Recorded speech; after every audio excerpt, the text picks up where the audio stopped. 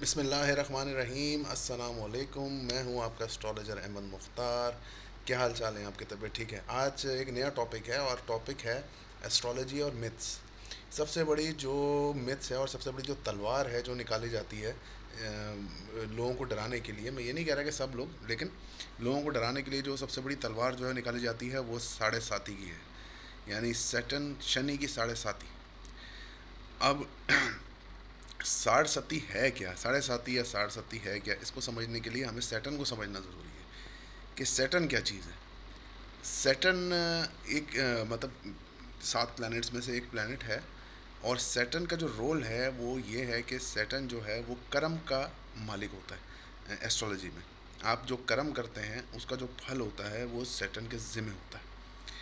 अब सैटर्न कहीं भी आपके चार्ट में प्लेस्ड है, और जैसे आपके कर्म हो रहे हैं, जैसे भी आप अगर अच्छे कर्म कर रहे हैं तो आप जब सैटर्न आपके लाइफ में एंटर करेगा, और सैटर्न जब इस फेज से आप गुजरेंगे जिसको सारसती बोलते हैं, अभी उस पर भी बात करते हैं, तो वो बहुत बेहतरीन हो जाएगा। आपको मतलब कि फल मिलने लगेगा। जो लोग आपसे नाराज़ हो जाते हैं, जो आपको कदर नहीं करते, लेकिन अल्लाह ताला के फजल करम से आप दिल में रहम अपने रखते हैं और लोगों की बातें सुनते भी हैं लेकिन बर्दाश्त करते हैं।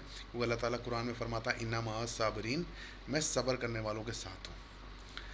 अब देखें, सैटर्न का काम यह है कि हडल्स पैदा करना। हडल्स इस तरह से नहीं कि आपको लग रहा है कि ये रुकावट है, कि एक एक तरीके से रुकावट डाल दी। सैटर्न अगर सैटर्न इस गैलेक्सी में या इस किसी के भी बर्थ चार्ट में अगर सैटर्न को हम निकाल दें तो वो बर्थ चार्ट ही फजूल है, बिल्कुल ही फारिग है वो बर्थ चार्ट। उसकी वजह ये है कि अगर आपकी लाइफ में रुकावटें या हर्डल्स, या आपको अपनी लिमिट्स नहीं पता होंगी कि मेरी लिमिट्स क्या हैं। जब आपको अपनी लिमिट्स का नहीं मालूम होगा तो फिर आप खुद सोच लें कि आप तो एक्स्ट्रा ऑर्डनरी लिमिट्स के साथ निकलते जाएंगे, निकलते जाएंगे, निकलते जाएंगे, और काम आपका ख़राब होता जाएगा। अब जो साठ सत्ती की जो वेस्टर्न एस्ट्रोलॉजी में जो साठ सत्ती में जो गने और तोपें और जो निकाली जाती हैं, पिस्तौलें और मैं कहूँगा खंजर, वो इस तरह से होता है कि आप अब इस वक्त वेस्टर्न से सैटर्न जो है एक्यूरियस से गुजर रहा है। तो कैप्रिकॉन का सेकंड फेज़ है साठ सत्ती का, और एक्यूरियस का फर्स्ट फेज़ है, और पाइसिस का भी फर्स्ट फेज़ हो गया। एक्यूरियस का मिडिल फेज़ है, और पाइसिस का फर्स्ट फेज़ स्टार्ट हो गया।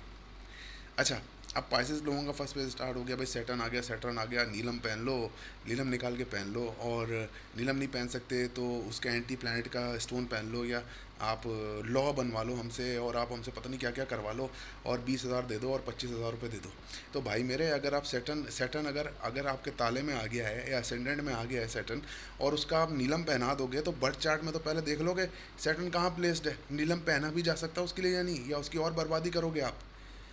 तो मकसद ये है, क्योंकि मेरे पास केसेस ऐसे आते हैं कि हम लोग तो मर गए, रुल गए, और हमारे को नीलम पहना दिया था और हमारा तो ये हो गया, और हालांकि नीलम उस बंदे को लगता ही नहीं। अच्छा, साढ़े साथी में सबसे बड़ी एक चीज़ होती है, एक वैदिक एस्ट्रोलॉजी में एक चीज़ होती है, अंतरदशा, महादशा और अंतरदशा। इसके ऊपर भी एक वीडियो बनाएंगे। लेकिन अगर आपकी वो पूरी चल रही है, अगर किसी की दशा ही राहु की चल स्टार्ट हो गई है, तो उसमें सैटर्न और दूसरी चीज़ें क्या करेंगी, मतलब सैटर्न क्या करेगा, और दूसरी चीज़ उसका तो वैसे ही बुरा वक्त स्टार्ट हो गया राहु के प्लेसमेंट के मुताबिक। ये ऐसा भी नहीं है कि राहु की अगर दशा स्टार्ट हो गई तो बंदा गया फारिग हो गया, ऐसा नहीं होता।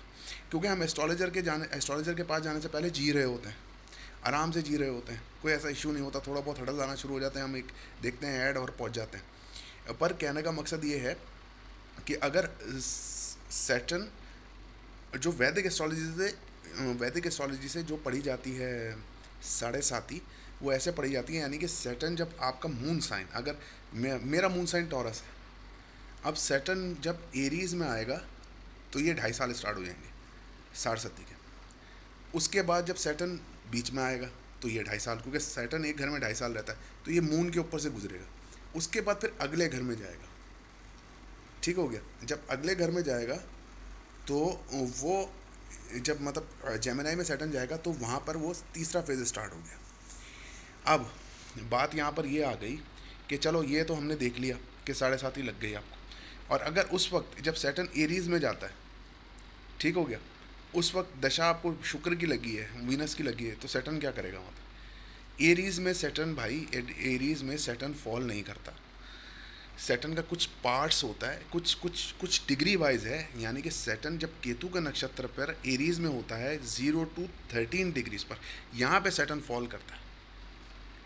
और अगर सैटर्न यहाँ रेट्रोग्रेड हो, तो ये मेरी बात ज़रा आप ज़रा ध्यान से सुनिएगा, ये भी इसकी एक वीडियो बनानी पड़ेगी मुझे, रेट्रोग्रेशन और डायरेक्ट प्लैनेट्स पे। अगर सैटर्न रेट्रोग्रेड हो के नक्षत्र में, तो वो वहाँ पर कभी भी ऐसा परफॉर्म नहीं करेगा जैसे बोला जाता है कि हबूत का या फॉल का, क्योंकि आगे सैटर्न का, क्योंकि आगे वीनस का नक्षत्र है। 13 डिग्री के बाद वीनस का नक्षत्र शुरू हो जाता है। जब वीनस का नक्षत्र शुरू हो जाएगा तो सैटर्न तो कॉन्फर्टेबल है, सैटर्न तो दोस्त है वीनस का, इसलिए वीनस एरीज में न्यूट्रल बिहेव करती है। खैर, जब हम आगे बढ़ते हैं अब इस बात में, तो जब जब आपका 2.5 साल का फेज़, जो पहला फेज़ आएगा 2.5 साल का, कहते ही हैं कि उसमें भाई रिश्तेदार चले जाते हैं, उसमें ये चला जाता है, उसमें वो चला जाता है। हाँ, एक चीज़ होती है जो मैं मानता हूँ और जो है अभी हकीकत, वो है बीच का फेज़, ठीक है ना। अब इसमें भी बीच के फेज़ में भी एक बात है कि मून की डिग्री क्या है आपकी। मून स्ट्रेंथन है, मून वीक है। अगर किसी का मून 13, 14, 12 डिग्री पर है, तो आराम से पास कर जाएगा 60-70 को, उसको पता भी नहीं चलेगा और बहुत अच्छे उसको रिजल्ट देगा 60-70 के।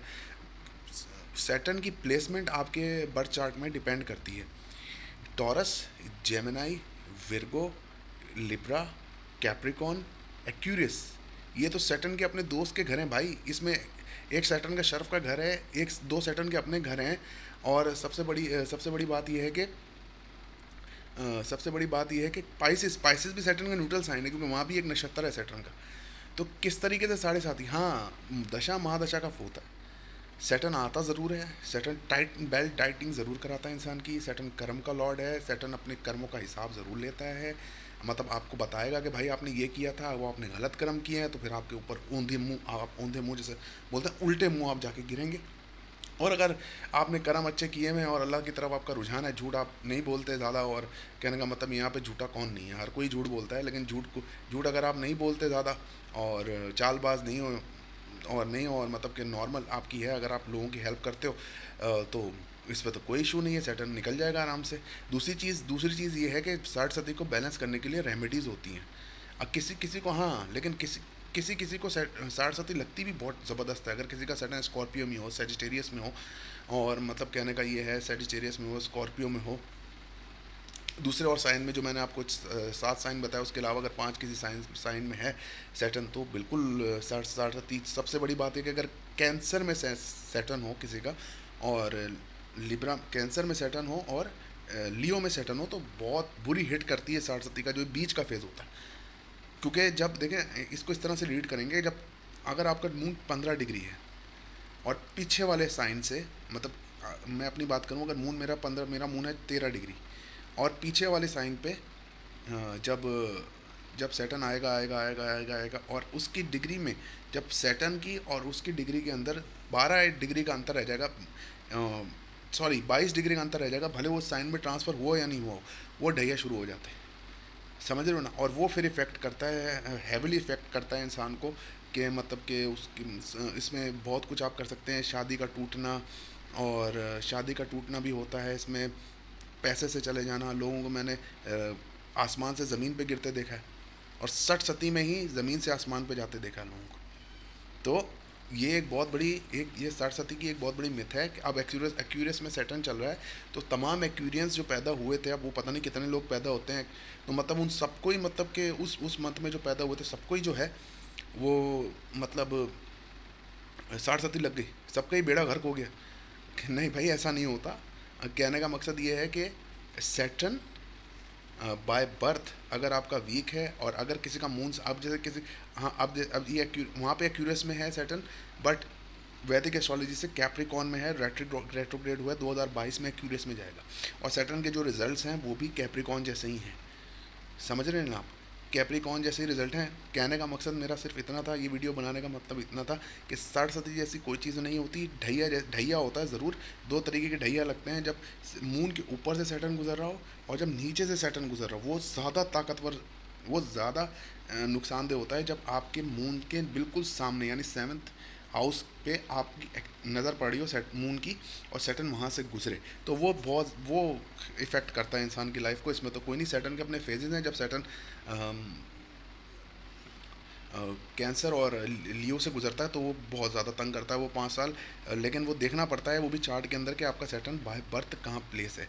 तो इसलिए ये मिथ्स हैं एस्ट्रोलॉजी की। अगर आप किसी ऐसी मसले मसाइल से गुजर रहे हैं, या शादी में अगर आपकी रुकावट है, या कोई कारोबार में अगर आपका मसला है, तो आप अपने बर्थ चार्ट को चेक करवाइए। अपना बर्थ चार्ट चेक करवाइए और उसकी रेमेडी कीजिए। जब आप उसकी रेमेडी कीजिए करेंगे तो 30 से 40 दिनों के अंदर अंदर बफजल खुदा, करने वाली ज़ात तो अल्लाह ताला की है, इंशाल्लाह ताला। अगर आपको इन मिथ्स में फंसाया गया कि आपको 60-70 है या कुछ भी है, तो आप अपना बर्थ चार्ट ज़रूर बनवाइए। मेरा व्हाट्सएप नंबर है 0321 20800063, और आप अपना बर्थ चार्ट बनवा सकते हैं, अपना मुकम्मल जायचा बनवा सकते हैं, और आप अपॉइंटमेंट लेके आप बिल्कुल बात कर सकते हैं, इसमें कोई इशू नहीं है।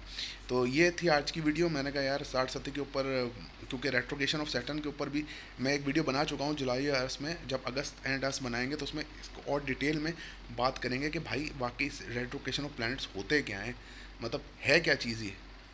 तो कहने का मकसद ये था कि चलें जी ठीक है, फिर इंशाल्लाह ताला जल्द मुलाकात होती है। और चैनल को सब्सक्राइब कीजिएगा, पेज को लाइक कीजिएगा, और वीडियो को पूरा देखा करें। बहुत शुक्रिया जी।